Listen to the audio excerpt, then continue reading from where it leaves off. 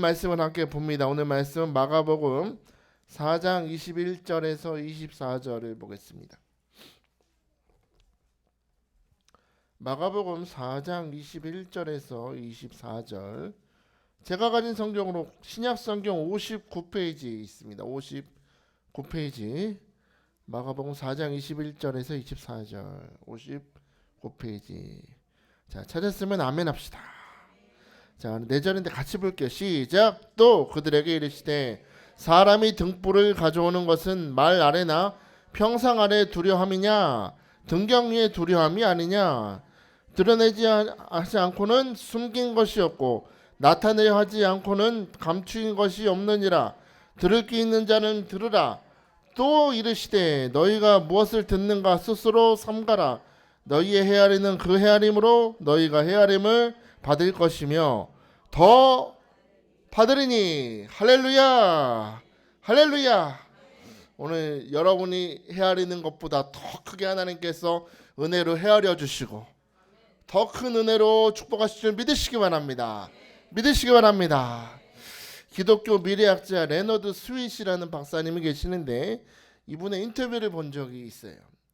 이분이 오늘날 교회를 진단하면서 이런 말을 했습니다. 오늘날 교회는 예수 결핍 장애를 겪고 있다고. 무슨 장애? 무슨 장애? 예수 결핍증. 교회가 예수가 없다는 겁니다. 교회에 예수님이 없다는 거예요. 능력 있는 말씀을 전하시는 목사님이 있어요. 우리 교회는 제자 훈련이 있어요. 특별한 세미나가 있어요. 막 현수막 걸어 놓잖아요. 교회 가면 사람들이 많아요. 막 특별한 프로그램이 있다고 하는데 이 박사님이 오늘날 교회들을 분석하면서 결론 내린 거는 교회 안에 누가 없다고? 예수가 없대. 예수가. 교회 안에 그리스도 외에 다른 것들로 너무나 가득 차 있다 보니까 예수님이 자리 잡을 공간이 없다는 겁니다. 예배는 드려요. 찬양은 드리고 많은 프로그램들이 나타나고 있지만 예수가 없다는 겁니다. 예수 대신에 다른 것들을 더 붙든다는 겁니다. 그러면서 하는 말이 성도는 그리스도인은 다른 것이 아니라 예수 그리스도를 경험해야 된다는 것이죠. 예배를 통해서 교회 안에서 예수를 경험해야 된다. 하나님을 맛보고 느껴야 된다. 그럴 때 살아난다는 겁니다.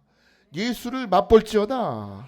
하나님을 아는데 머물지 말고 하나님을 맛보고 하나님의 손을 붙잡아보고 하나님의 음성을 듣는 자가 되라.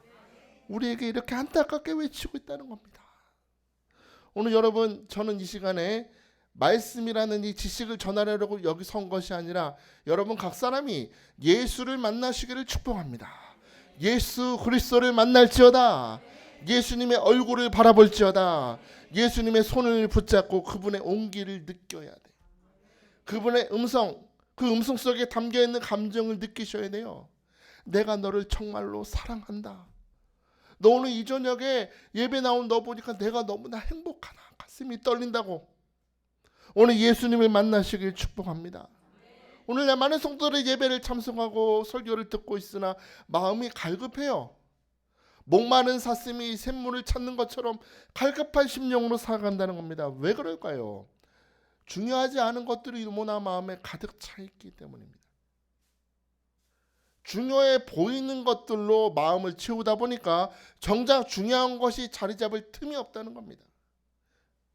예수가 자리 잡으셔야 될 공간에 예수가 아닌 다른 것들이 주인이 되어서 자리 잡고 있다 보니까 마음의 갈급함이 끊이지 않는다는 것입니다.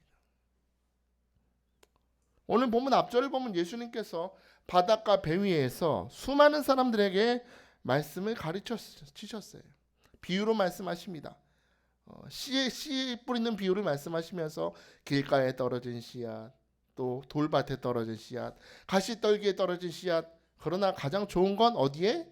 좋은 밭에 떨어진 씨앗은 30배, 60배, 100배 열매를 맺는다. 비유로 말씀하시고 이제 예수님께서 그 사랑하는 제자들 앞에서 한 방에 앉아서 중요한 한 가지 표적을 보여주시는데 기름 등잔에 불을 붙이시고는 상상을 해봐요.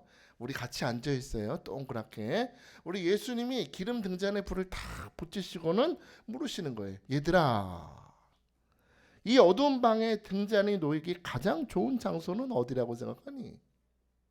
지금 캄캄하잖아. 캄캄해. 내가 지금 불을 붙였는데 이 등잔이 놓이기 가장 좋은 장소는 어디라고 생각하니? 그러면서 등잔을 들고 그 등잔을 침대 밑에 두십니다. 얘들아, 여기일까? 여러분 뭐라고 대답하실래요? 캄캄한 방에 침대 밑에 등불을 둔다는 겁니다. 여러분 뭐라고 대답하실래요? 여기가 좋사오니. 그건 아니겠죠. 그건 아닌 것 같은데 주님. 그랬더니 주님이 그 등잔을 들고 커다란 곡식 닦는 말통을 들고 그 말통 아래 등불을 두시면서 또 물으십니다. 여기 두면 방이 밝게 빛날 수 있을까 얘들아? 아니요. 왜요? 말통으로 덮어놓으면 안 보이죠. 불은 곧 꺼져버릴 겁니다. 여기에 두곤 좋지 않다. 제자들도 여러분처럼 고개를 저었습니다. 예수님은 이내 그 등잔을 들고 방에 있는 등경 위에 등잔을 올리시고 말씀하십니다. 오늘 본문 21절 보니까 등불을 가져오는 곳은 말 아래나 평상 아래 두려움이냐 등경 위에 두려움이 아니냐라고 말씀하세요. 이 방이 전체적으로 밝기 위해서는 침대 아래에 등잔이 있어서는 안 되고 말통 아래 등잔이 있어서는 안 되고 방을 전체적으로 비출 수 있는 등잔대 위에 올려야 방이 전체로 비치지 않겠느냐라고 가르침을 주시는 겁니다. 여러분, 등불이 어두운 방을 밝게 비추는 것처럼 특히 가장 밝게 비추는 등경 위에 놔야 방을 비추는 것처럼 오늘 진리의 빛 되신 예수님께서는 죄와 사망과 사탄의 어두움을 물리치시고 이 시간 이 자리에 진리의 빛으로 오셨음을 믿으시기 바랍니다. 여러분의 마음을 비춰주시려고 여러분의 삶을 밝게 비춰주시려고 염려 근심으로 가득 차서 캄캄한 여러분의 생각 가운데 진리의 빛으로 오셨으니 오늘 여러분 환영하시길 축복합니다. 여러분에게 묻습니다. 이 진리의 빛 되신 예수 그리스도 이 빛 대신 예수 그리스도의 등불을 여러분은 여러분의 마음에 어디에 두셨습니까? 왜 대답을 못해요? 여러분이 아시잖아요. 그 빛 대신 예수 그리스도라는 등불을 여러분은 어디에 두셨냐고요. 여러분, 저는 오늘 이 저녁에 여러분 그 예수 그리스도를 여러분의 마음 중심에 모셔 드릴 수 있기를 축복합니다. 내 삶에 가장 잘 비칠 수 있는 마음 중심에 여러분의 심령 중심에 예수 그리스도라는 말씀을 영접하시길 축복합니다. 여러분 불신이나 염려 근심 아래 놓아두면 그 불빛은 꺼지게 돼 있어요. 아무리 우리가 예수를 잘 믿어도 아무리 우리 신앙 경험이 많아도 염려 가운데 그 불빛이 놓으면 100% 꺼지게 돼 있습니다. 그렇죠? 여러분이 한번 잘 생각해 보세요. 내 안에 예수 그리스도는 어디에 계시는가? 마음 중심에 모실 수 있게 축복합니다. 그래야 돼요. 여러분 욥을 생각해 볼까요? 여러분이 아무리 인생을 살면서 나도 정말 말도 안 되는 인생의 고난과 경험을 겪었다 자랑하실 수 있을지 모르지만 욥만큼 고난당한 사람은 아마 여기 아무도 없을 겁니다. 욥만큼. 그럼 욥이 뭐 큰 죄를 지어서 이런 고난을 당했을까요? 욥기 1장 1절 보니까 욥에 대해서 평가하기를 그는 온전하다, 정직하다, 하나님을 경외하면서 악에서 떠난 사람이래요. 그러면 욥기의 주제는 하나님 앞에 정직하고 의로운 사람이 고난을 당한다는 겁니다. 죄를 지어서 고난을 당하는 게 아니라 아무 죄를 짓지 않은 사람이 하나님 뜻대로 살았던 사람이 고난을 당한다는 겁니다. 이 선한 사람에게 하나님을 사랑하는 사람 이 욥에게 하루아침에 쓰나미처럼 고난을 밀려오는데 성경을 보니까 스바 사람이 와서 재물을 훔쳐갔대요. 스바 사람. 갈대아 사람들이 재물을 훔쳐갔다. 갑자기 돌풍이 불어서 장막이 무너져서 사람들이 죽고 사랑하는 아들, 딸 10자녀가 하루아침에 죽어버립니다. 갑자기 몸에 뭔가 이상한 피부병 같은 게 나서 기와장으로 몸을 막 긁으면서 상처를 긁고 잿더미 안에 앉아 있는 거예요. 여러분, 그 모든 일이 하루아침에 벌어지는 겁니다. 하루아침에. 아무리 힘들어도 사랑하는 아내가 옆에만 있다면, 그죠? 사랑하는 아내가 옆에서 여보 힘내, 할 수 있어, 다시 일어나면 돼, 얼마나 힘이 될까요? 근데 이건 아내가 아니고 옆편내죠. 와가지고 뭐라 그래요? 우리 자기 힘내가 아니고, 그러고도 하나님 믿냐? 하나님을 욕하고 죽어버려라, 저주를 하고 떠나가지 않습니까? 모든 것을 잃어버리고 비참하고 철저히 고독한 상황, 이것이 지금 욥이라는 인생의 풍경이라는 겁니다. 여러분 상상해 보십시오. 하루아침에 다 잃어버렸습니다. 하루아침에. 이런 고난 가운데서 여러분 과연 욥은 무엇을 생각했을까요? 이 기가 막힌 현실 가운데서 욥은 무엇을 생각합니까? 제가 욥이라면 지금까지 일어난 일을 하나하나 곱씹었을 것 같아요. 내 재산을 빼앗아간 저 스바 놈들. 아, 스바 놈들. 욕하는 거 아니에요. 오해하지 마세요. 아, 저 스바 사람들. 갑작스럽게 불어온 돌풍에 죽어버린 내 아들, 딸들. 내 재산, 내 아내. 막 곱씹고 곱씹었을 것 같아. 저 같으면 그랬을 것 같은데 욥은 역시나 달랐던 것 같습니다. 욥은 이 기가 막힌 상황 속에서 잃어버린 것을 생각하지 않고 그는 하나님을 생각했습니다. 누굴 생각했대요? 하나님을 생각했다는 겁니다. 하나님을. 욥기 1장 21절에 보니까 주신 이도 여호와시오 거두신 이도 여호와시오니 여호와의 이름이 찬송을 받으실지어다 하고, 할렐루야. 주신 이도 누구시오? 여호와시오 거두신 이도 여호와시니 하나님의 이름이 찬송을 받을지어다. 욥은 기가 막힌 상황에 스바 사람이 아니라 잃어버린 것을 묵상한 것이 아니라 하나님을 생각했습니다. 내가 가만히 생각해 보니까 내가 올 때 빈몸으로 왔어, 알몸으로 왔는데 오늘날 이렇게 부자로 누리고 산 것은 다 하나부터 열까지 누가 주셨다? 하나님이 주셨구나. 하나님이. 내가 잘났다거나 내가 똑똑해서 내가 뭔가 지혜로워서 하나님이 이걸 주신 것이 아니라, 내가 진실하고 거룩해서 하나님 앞에 믿음 지켰다고 주신 것이 아니라 이 모든 것이 무조건적인 하나님의 은혜였구나. 그러면서 생각한 게 어디로 결론이 가냐면, 이렇게 주신 것이 하나님의 은혜라면 다시 가져가시는 것도 주님의 은혜 아니겠는가. 여러분 한 번이라도 이렇게 생각해 본 적 있으세요? 솔직히 제가 절에서 권은수 집사님 좋아해요. 솔직해요. 설교를 도와주잖아요. 주실 때는 너무나 은혜인데 뺏어가시면 우리도 모르게 아 쓰바 이러면서 줄 때는 되고 왜 뺏어가십니까? 우리도 그렇게 생각하잖아요. 욥은 우리와 역시나 믿음의 레벨이 달랐던 것 같아요. 주신 것도 하나님의 은혜였다면 가져가신 것도 하나님 은혜 안에 나타난 일이구나 생각했던 것입니다. 여러분 잠언 16장 4절에 보면 이런 말씀이 있습니다. 여호와께서 온갖 것을 그 쓰임에 적당하게 지으셨나니 악인도 악한 날에 적당하게 하셨느니라. 아멘이 안 나오죠. 여호와께서 온갖 것을 쓰임에 맞게 만드셨는데 누구도?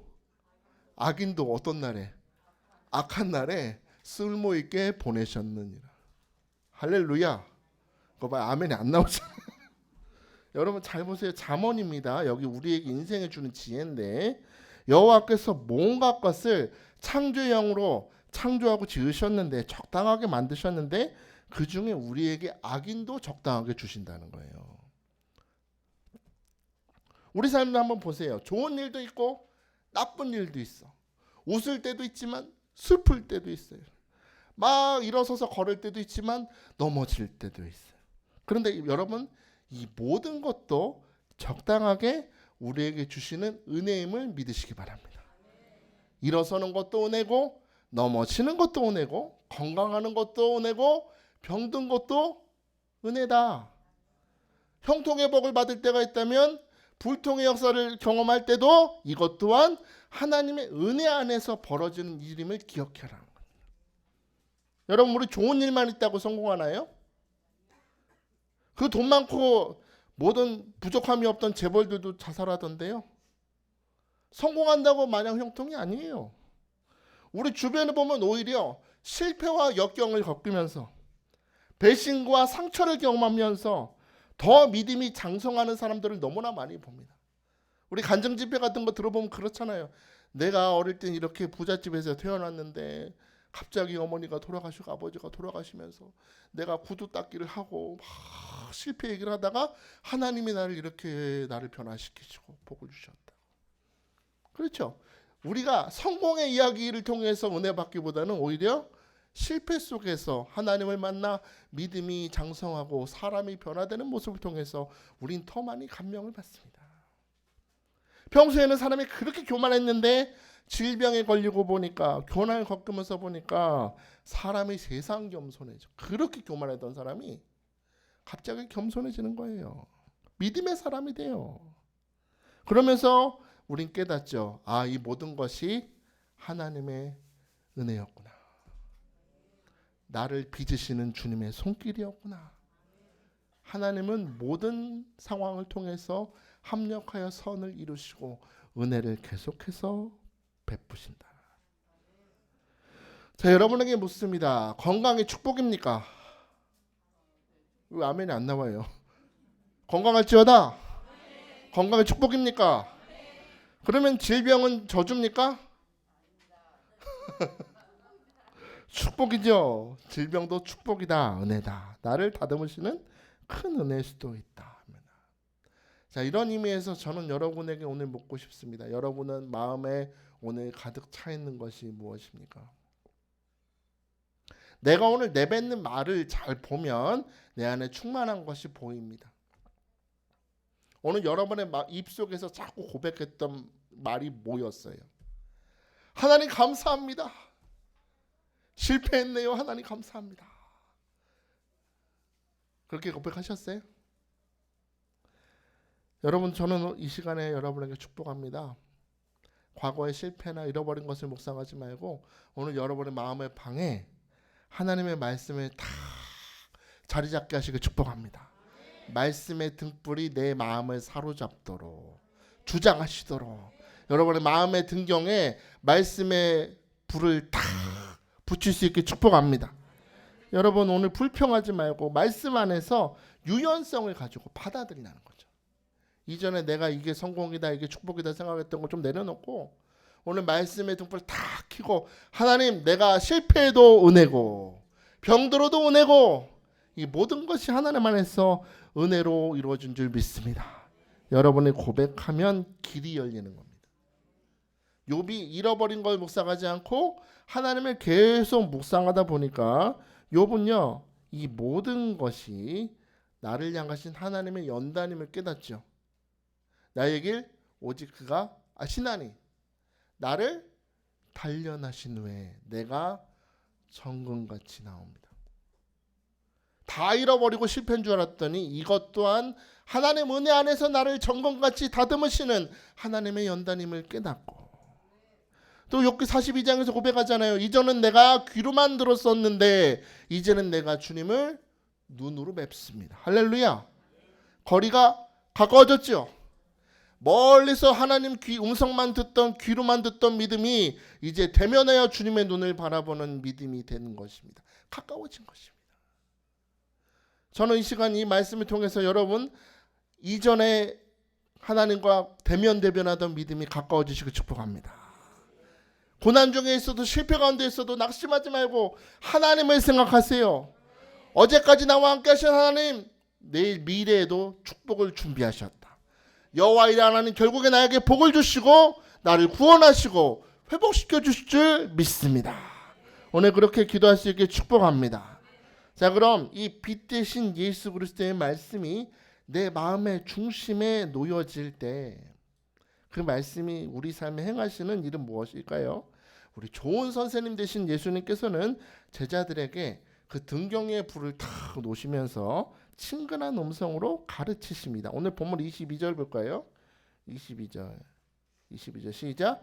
드러내려 하지 않고는 숨긴 것이 없고 나타내려 하지 않고는 감추인 것이 없느니라. 아멘. 여러분 이 말씀이 한 번에 딱 이해되세요?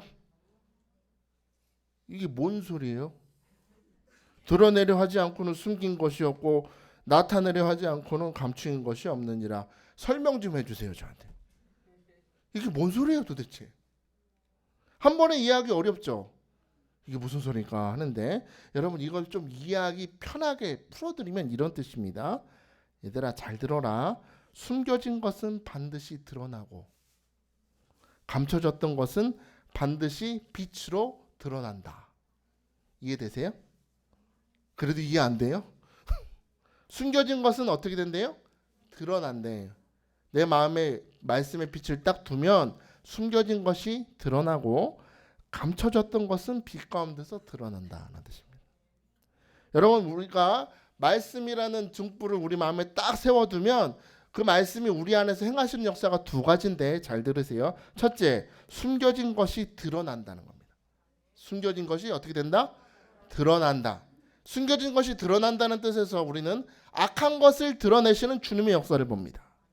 여러분 열왕기하 2장에 보면 여리고성의 사람들이 이게 땅은 좋아. 땅은 좋은데 물이 나빠서 열매 맺지 못하고 이 짐승들이 새끼를 낳는 곳마다 낙태를 해요. 또 성경 보면 여인들이 아이를 가지면 낙태를 하는 역사 계속 나타나는 겁니다.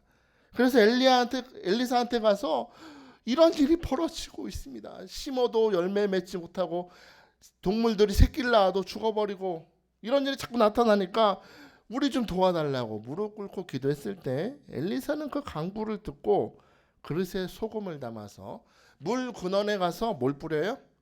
소금을 뿌려요. 소금을 뿌리면서 말합니다. 열왕기하 2장 21절에 여호와의 말씀이 내가 이 물을 고쳤으니 뭐가? 여호와의 뭐가? 여호와의 말씀이 내가 이 물을 고쳤으니 이로부터 다시는 죽음이나 열매 맺지 못함이 없을지니라. 할렐루야. 뭐가 고쳤대요?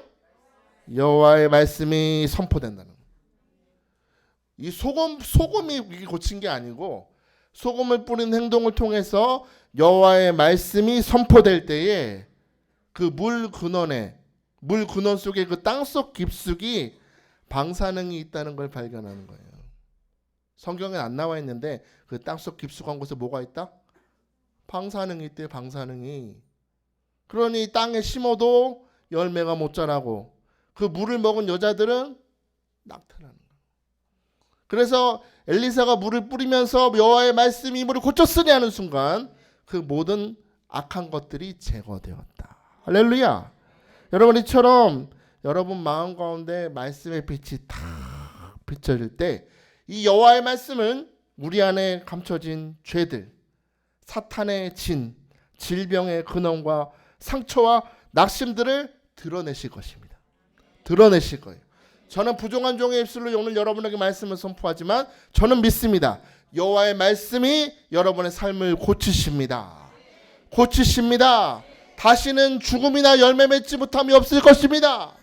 여러분의 숨겨진 사탄의 진을 드러나게 하시고 오늘 무너뜨려 주시고 여러분의 질병의 근원을 메마르게 하시고 오늘 여러분의 모든 낙심의 염려의 근원을 다 없애주시고 주님의 평강으로 채워주실 줄 믿으시기 바랍니다. 주여 오늘 우리 성도들의 삶의 근원에 말씀의 소금을 뿌려 주옵소서. 오늘 숨겨진 쓴뿌리가 드러나게 하시고 생명으로 소생되는 역사 이 저녁에 경험하게 하여 주옵소서. 자, 근데 두 번째로 이 말씀 역사는 또 있어요. 감춰졌던 것은 빛 가운데서 드러난다. 감춰졌던 게 뭐 안에서? 빛 가운데서 드러나요. 이거는 나를 향하신 하나님의 축복의 섭리, 역전의 역사, 회복의 역사는요. 하나님의 가장 좋은 때. 잘 들으세요. 내가 좋은 때가 아니고 누구 좋은 때? 하나님 보실 때 가장 좋은 때 드러나게 하신다는 겁니다. 여러분 하나님께서 아브라함한테 너는 본토 친척 아버지의 집을 떠나라 말씀하실 때 너에게 하늘의 별과 같이 바닷가의 모래같이 자손이 늘어나게 하고 너는 복이 될 거다 말씀하셨지만 그 후손이 실제로 늘어나는 기적이 나타나기까지는 25년이 걸렸습니다.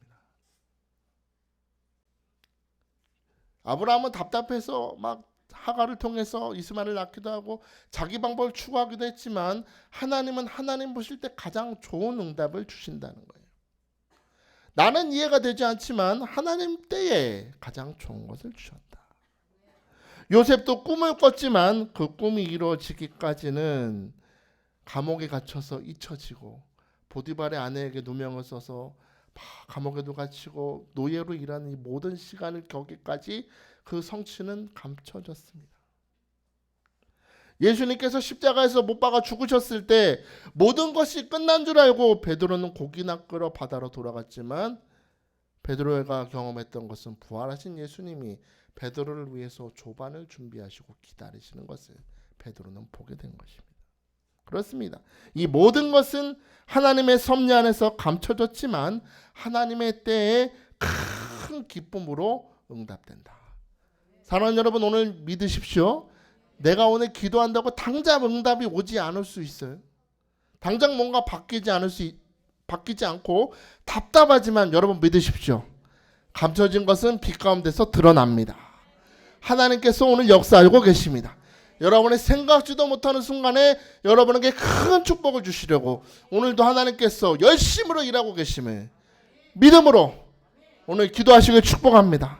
오늘 당장의 현실을 보면서 낙심하지 말고 나를 향하신 하나님의 축복의 빛은 결국에 드러날 줄 믿습니다. 하나님의 때에 나의 품에 안겨주실 줄 믿습니다. 오늘 그렇게 선포할 수 있기를 주의 이름으로 축복합니다. 축복합니다. 자, 그러면 이 빛 대신 예수 그리스도의 말씀을 우린 어떤 자세로 대해야 될까요? 우리 자세가 중요하겠죠. 빛 대신 그리스도의 말씀은 어떤 자세로 대해야 될까? 우리 24절 한번 볼까요? 24절 본문 24절 시작도 이르시되 너희가 무엇을 듣는가 스스로 삼가라. 너희가 헤아리는 그 헤아림으로 너희가 헤아림을 받을 것이며 더 받으리니. 할렐루야, 할렐루야. 자, 너희가 무엇을 듣는가 스스로 삼가래요. 삼가라는 게 무슨 얘기예요? 무슨 얘기예요? 삼가라는 게 조심해라, 주의해라 라는 겁니다. 그리고 시제가 현재 진행형으로 돼 있어요. 그러니까 너희가 말씀을 들을 때는 어떤 마음으로 들어라? 조심해라, 주의 깊게. 우리 영어 듣기 평가 보면 이런 질문 꼭 나오죠. Listen carefully라고. 잘 들으라고. 잘 주의 깊게 온 마음을 다해서 세심하고 조심하게 들어라. 현재 진행형이기 때문에 여러분 오늘 이 말씀을 들을 때도 어떻게? 지금 몇 분이 벌써 보이기 시작해요. 입신이 들어가십니다. 지금 본인은 되게 고상하게 주무시는 것 같은데 앞에서 보는 저는 사진을 찍고 싶습니다. 좀. 따라도 못하겠네. 어떻게 들어라? 조심하고 주의 깊게 들어라.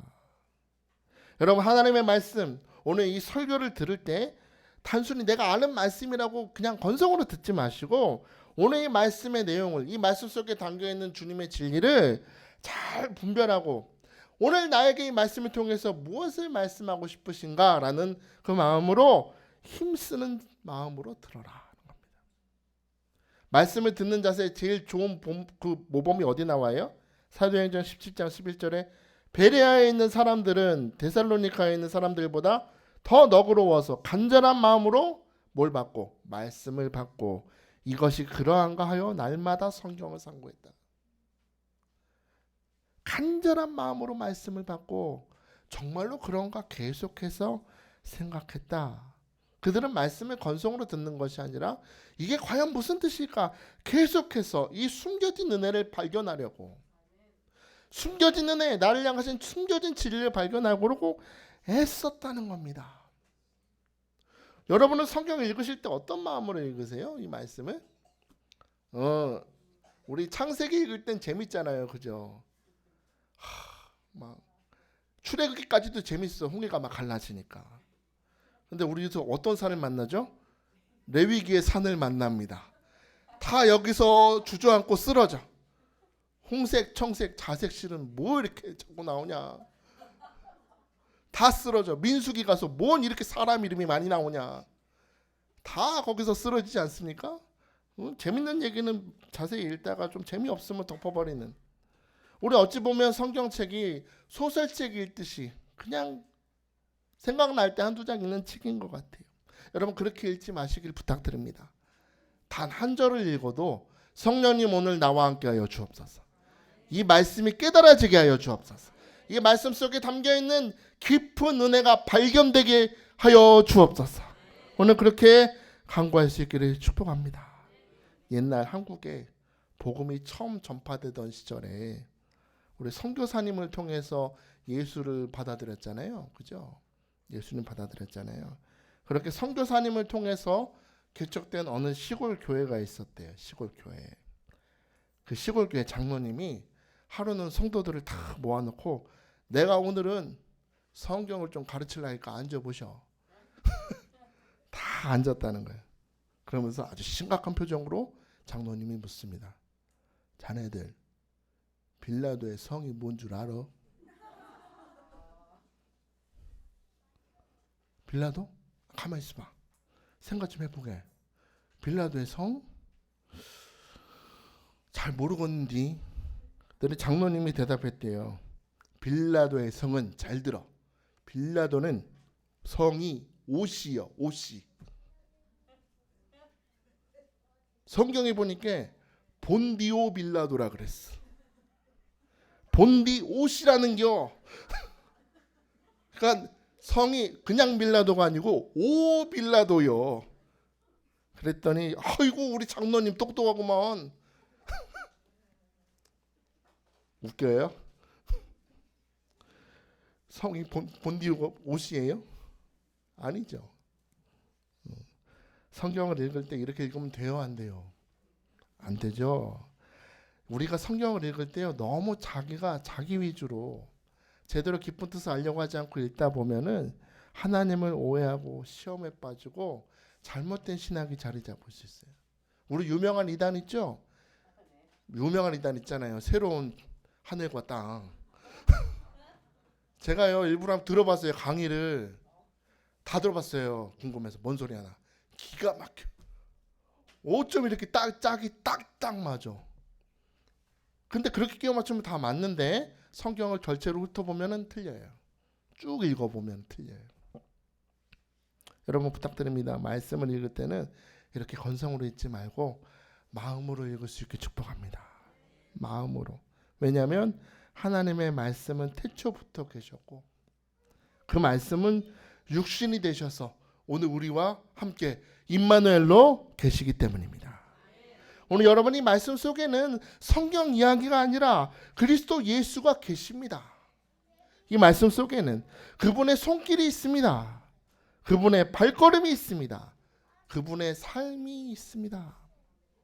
그러므로 여러분 오늘 우리는 이 임마누엘 하나님을 사랑하는 마음으로 말씀을 듣고 읽어야 될 줄 믿습니다. 저의 삶을 좀 돌아보면요. 저는요. 항상 짝사랑만 했어요. 뭐 당연한 얘기를 그렇게 하냐. 생각보다 제가 여기서 설교는 하고 있지만 사실 성격이 이렇게 담대하게 누구한테 말을 거는 성격이 아니라 쑥맥이라서요. 맨날 좋아하는 사람이 있어도 말도 못 걸고 그냥 뒤에서 조용히 쫓아만 다니고 먹을 거 많이 사주고 선물 많이 사주면 언젠간 내 마음 알아주겠지. 아 하필이면 오늘 이런 얘기를 사모 앞에서 해야 되는 게 참 그렇게 선물 주고 먹을 거 많이 사주면 잘해주면 내 마음 알아주겠지. 그게 제 사랑 방식이었어요. 그러다 오랫동안 좋아하는 자매한테 고백을 했는데 역시나 차였어요. 제가 얼마나 마음이 아팠겠어요. 가슴에 구멍이 뻥 난 거예요. 그래서 상심 가운데 탁 빠져있는 저한테 우리 서태준 목사님이 저 옆에 와서 등을 탁 두들기면서 한마디 해주더라고요. 닥쳤던 개.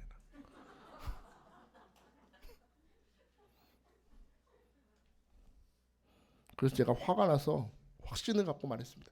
주여 올소이다마는 그럴 뻔했어요. 그렇게 맨날 두고 짝사랑만 하다가 우리 사모를 만나서 이제 교제하게 됐는데, 어느 날 이제 제가 몸살이 너무 심해서요, 데이트 약속을 취소를 했어요. 몸이 아파서 못 만나겠다, 나 좀 쉬어야 될 것 같아. 그랬더니 좀 누워 있는데 갑자기 전화가 와요. 보니까 우리 사모예요. 그래서 집 앞으로 나와보라고. 집 앞으로 나갔더니 저의 손에 본죽 있죠, 본죽. 죽 2개를 큰 거 포장해 가지고 저한테 탁 쥐어주고는 이러고 손을 흔들면서 집에 가는 겁니다. 세상에 여자한테 처음 받아본 사랑. 네, 좋죠. 그러면서 문자가 왔어요. 오빠 왜 아프고 그래? 이건 먹고 얼른 나. 사랑해. 그러고 문자 왔어. 그러니까 이런 얘기를 왜 사먹고 왔을 때 하냐고요. 왜? 저는요, 그 문자를 읽으면서 한동안 그 자리에 멍하게 서 있었습니다. 처음 받아봤거든요. 저는 맨날 누구한테 주기만 했으니까. 받아본 거예요, 처음으로. 그럼 마음이 참 따뜻해진 거예요. 제가 그 문자를 지웠을까요? 보고 또 보고, 보고 또 보고, 또 보고, 또 보고, 또 보고. 그 문자를 볼 때마다 그날 밤 죽을 다 건네주던 사모의 모습이 떠올라서 지금도 생각하면 마음이 따뜻해져요. 여러분, 오늘 우리 마음 가운데 등불처럼 붙어있는 이 하나님의 말씀은 책 속의 이야기가 아니라 칼바르트가 말한 것처럼 하나님의 말씀이 성경 속에서 나를 만나려고 기다리고 계세요. 누굴 만나려고? 누굴 만나려고? 나를 만나려고 기다리고 계신다. 여러분, 사랑하는 마음으로 말씀을 영접할 수 있게 축복합니다. 여러분이 말씀을 영접하면 주님의 얼굴이 보일 것입니다. 뭐가 보여요? 주님의 얼굴이 보일 거예요. 나를 위해 피 흘리고 죽으신 십자가가 보일 것입니다. 수고하고 무거운 짐을 대신 져주시려고 나를 향해서 달려오시는 아버지 하나님이 여러분을 꼭 안아주실 것. 얼마나 힘들었냐 오늘 하루 살면서. 그래, 내가 너를 참 사랑한다, 고생했다고 내 등을 토닥여 주시는 주님의 손길을 경험하게 될 줄 믿습니다. 오늘 이 주님의 말씀을 마음으로 받아들이시기를 다시 한번 주의 이름으로 축복합니다. 자, 그럼 마지막으로 우리가 이런 간절함을 가지고 마음을 가지고 말씀을 사모할 때 주님은 우리에게 어떤 일을 행하시나. 오늘 본문 24절 다시 한번 봅시다. 24절. 너희의 헤아리는 그 헤아림으로 너희가 헤아림을 받을 것이며 더 받을 것이다. 할렐루야. 너희의 헤아림은 그 헤아림으로 너희가 헤아림을 받을 것이며 더 받으리니. 너희가 간절함을 가지고 마음 가운데 말씀을 모셔드리고 빛 대신 예수 그리스도를 영접하면 예수께서도 그런 너희의 마음을 헤아리신다는 거예요. 그 마음을 헤아리셔서 내가 생각한 것보다 더 큰 상으로, 더 큰 축복으로 계속해서 부어주신다. 할렐루야. 별 감동이 없으시네요. 하나님께서 내가 생각하는 것 이상으로 복을 주십니다.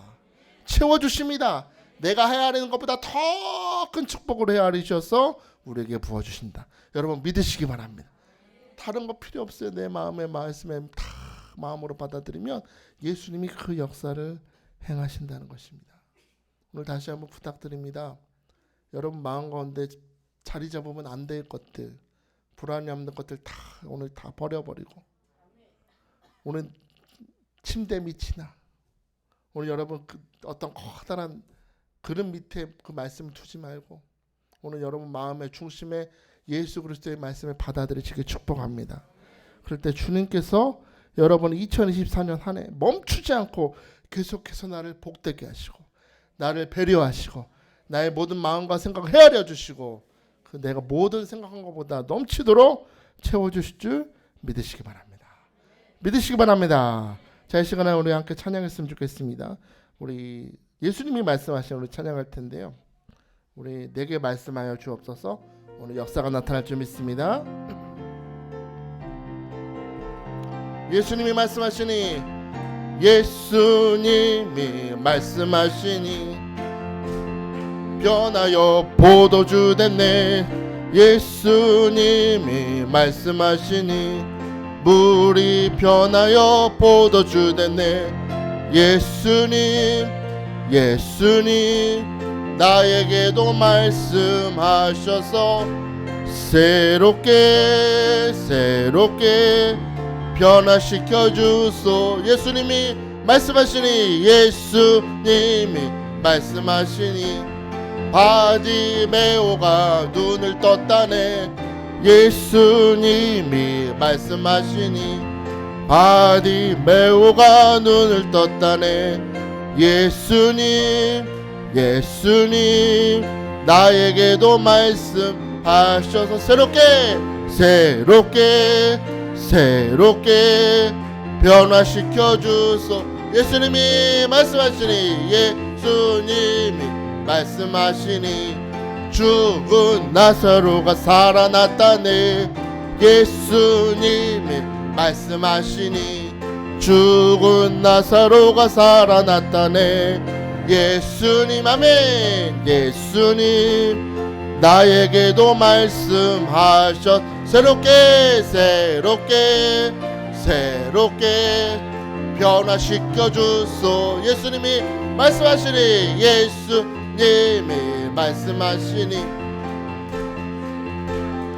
잔잔해졌네.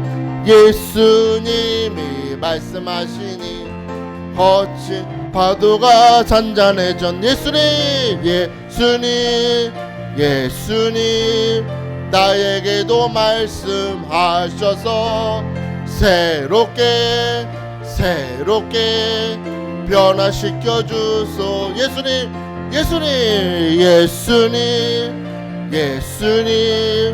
나에게도 말씀하셔서 새롭게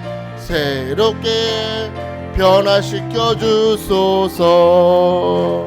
할렐루야. 우리 시간에 두 손을 높이 들까요? 오늘 여러분의 마음을 한번 잘 점검하시기 바랍니다. 등불 대신 말씀 예수 그리스도는 여러분의 마음에 어디에 있습니까? 염려 근심하며 낙심하면서 과거에 사로잡혀 있으면 그 불빛은 꺼져 버립니다. 여러분 올바른 자리에 있어야 합니다. 등불은 침대 밑에 두지 않고 그릇 밑에 두지 않고 등경 위에 둔다고 했습니다. 온 마음을 비출 수 있도록 예수님 내 마음의 중심에 말씀의 등불을 비춰 주옵소서. 그 말씀이 우리 안에 오실 때 숨겨진 죄악과 사탄의 쓴뿌리가 드러나게 하십니다. 그 말씀이 빛나고 있을 때에 내가 이전에 깨닫지 못했던 하나님의 섭리가 빛 가운데 드러나게 하십니다. 나를 위해 준비하신 축복이 오늘 발견되게 하시고 내 것으로 소유되게 하실 줄 믿습니다. 하나님 이 말씀을 사랑하는 마음으로 받아들이기 원합니다. 건성으로 있지 않길 원합니다. 사랑하는 마음으로 주님의 말씀을 받아들이고 주님의 말씀이 내 안에 역사하실 때 주님께서 내가 헤아리는 것보다 더 크게 헤아려 주시고 은혜를 베푸시고 기름 부어 주신다고 오늘 말씀합니다. 아버지 하나님 오늘 의심하지 않고 낙심하지 말고 내 마음의 말씀을 모셔드리기 원합니다. 주여 역사하시고 기름 부어 주옵소서. 오늘 말씀 생각하면서 두 손을 높이 드시고 간절히 주의 이름 부르며 부르짖습니다. 주여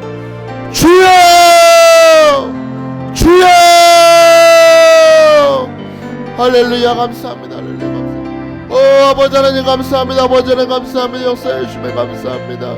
아버지여 역사해 주시옵소서. 오늘 우리 마음의 중심에 말씀의 등불을 아버지 다시 한번 올려놓게 하시고 우리 아버지의 모든 숨겨진 숯불을 발견하게 하시고 하나님의 우리 향하신 축복의 섭리를 발견하게 하는 하나님의 말씀을 마음으로 받아들이게 하여 주옵소서. 중심으로 받아들이게 하여 주옵소서. 사랑하는 마음으로 말씀을 받아들이며 아버지 하나님 그 말씀에 대한 역사하시도록 말씀 가운데 나를 찾아오시는 예수를 만나는 자들에게 아버지 축복하시고 기름 부어주시기를 원합니다. 아버지 하나님 우리가 말씀을 마음으로 받아들이고 사모할 때 주님의 말씀은 나를 위해서 역사하십니다. 우리가 얻어서 역사하시는 능력대로 우리가 구하거나 생각하는 모든 것에 넘치도록 뜨게 하신 예수 그리스도, 그 예수 그리스도께서 우리의 간과 상상을 뛰어넘어 더 넘치도록 능히 역사하실 줄 믿습니다. 아버지여 우리 마음에 오시옵소서. 예수님 말씀의 덕분을 들고 우리 마음에 오시옵소서. 아버지 기름 부어 주시옵소서. 역사하시는 말씀이신 예수 그리스도의 역사, 그 권세는 우리 삶을 치유하고 복주고 온전케 하실 줄 믿습니다. 아버지 역사해 주옵소서.